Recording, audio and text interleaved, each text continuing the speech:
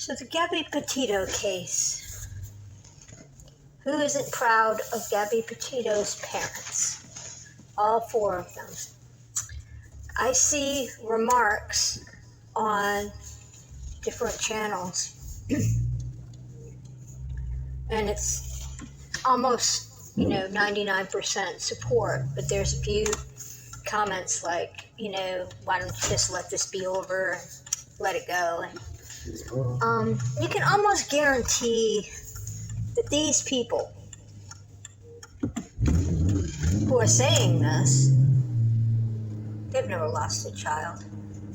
They have no idea what it's like to be in their shoes, and they have never had somebody treat them with such selfish disregard as the Laundries did while they were looking for their daughter. The other aspect of this is that their cases are setting a precedent. They're setting a precedent that can be used later in other cases for other people's children.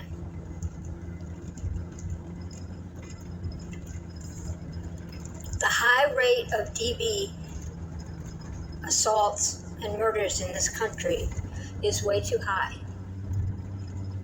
And it's the same with other crimes where people think, well, that's not going to happen to me.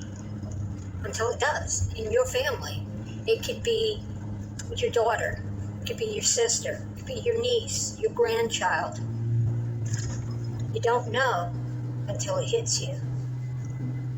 But the fact is that Gabby Petito's parents have found a strength and they're fighting back like no one ever has before. I mean, it's just amazing. And they're winning. The Gabby Petito Foundation is getting the funds, and that foundation is going to help other women, other young girls, and hopefully they won't be killed. They will get help before that happens, like Gabby should have. The case against the police, the precedent of that is the most important thing. The police need to be trained properly. They need to immediately send out female officers that maybe the victim feels more comfortable with and get them somewhere where someone can counsel them before they just send them off with a potential abuser. There's probably not much doubt that Gabby Petito would probably be alive today had those police done that. In the very least case scenario is if they arrested her or they arrested Brian or both, that her family would have been contacted. And we can see from the determination and love of her parents that had they been contacted, they would have been involved. They probably would have flown out to meet her and driven her van back home with her. That would have saved her life. And unfortunately, we can say that probably would have saved Brian's worthless life. But hopefully he would have faced charges when the truth came out, so that he may not have done it again. The other thing I'm wondering in the case against the Laundries, they want so much silenced. There's two aspects of that have me very curious. And one of them is that during the initial interviews with neighbors, there was one who said she often heard a lot of yelling and crying coming from that house. There was not any follow-through on that. So if some of that sort of evidence can come out, or the Laundries can be questioned more extensively, is there a potential that they knew all along that Brian was abusive to Gabby and never did anything? That's an aspect of the case that really does need to be brought to light. if you're driving along and you see somebody in a bad accident and you fail to report it or you fail to assist, if you're out on a boat and somebody's drowning and you just drive your boat on by, there are laws that prevent you, that say, look, you can't do that. You have to assist. So shouldn't there be a law that if you know somebody is being abused, that you report it? You try to get help for it? And given the way we've seen the laundries handle things, do you really think that if they saw that extensive abuse coming from Brian, that they really would do anything? Because right now it seems very doubtful. The other thing that has me very intrigued is, in our investigation, trying to figure out what was going on with Gabby and Brian, unfortunately, we gave a lot of really good information to the wrong into the wrong hands, and it was never used. But I digress from that shit. We covered some weird stuff that went on with the businesses of Chris Laundrie, Chris's brother, and Bertolino. I'm talking about some really strange stuff. There was foreclosures and refinancing and some foreclosure loans and buyouts where Bertolino and Chris never acquired the property. That's a little weird. I'm not going to pretend that I know anything about real estate law, but it was the fact that there was a few of those things that were going on, not just one. There are empty warehouses that are listed as businesses for them. And we're talking about totally abandoned, nothing going on, but they're listed as businesses.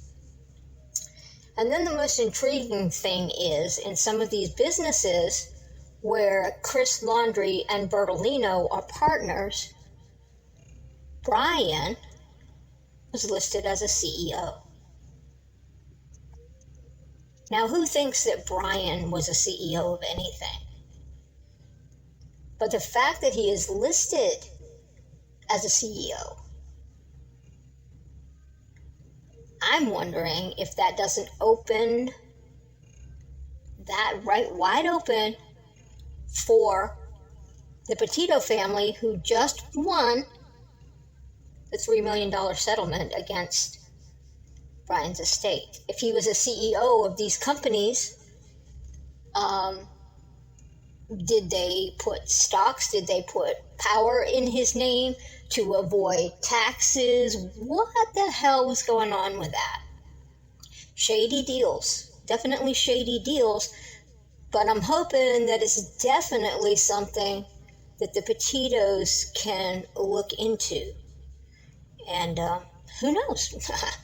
I'd love to see more charges come out of that investigation into their shady deals.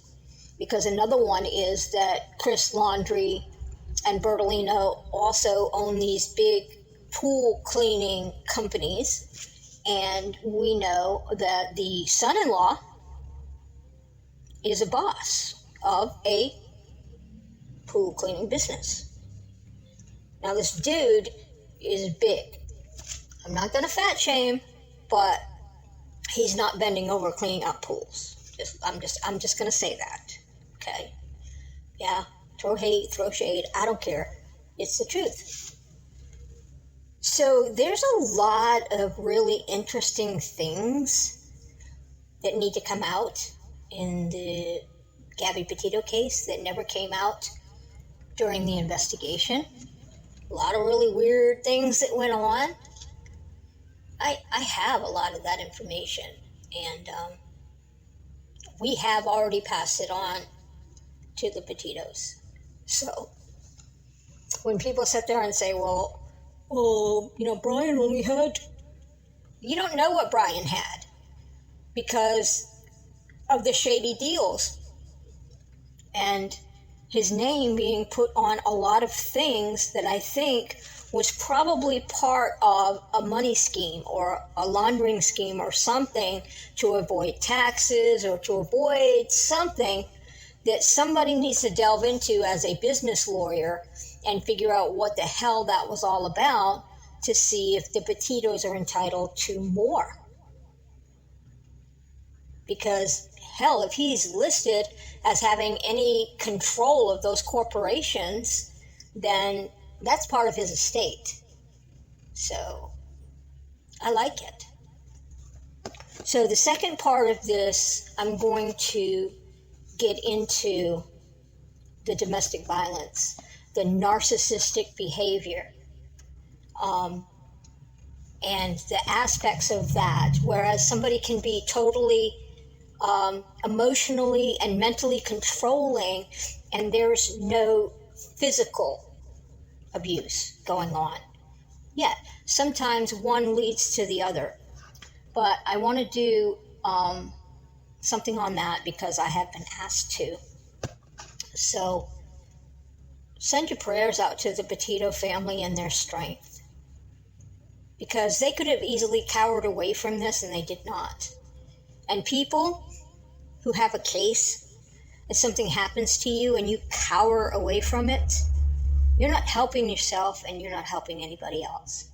And the Petitos in the long run are going to help a lot of people by pushing back on the legal system and having the strength and the bravado to do it. I applaud them. Okay, peeps. Have fun. Go kayaking.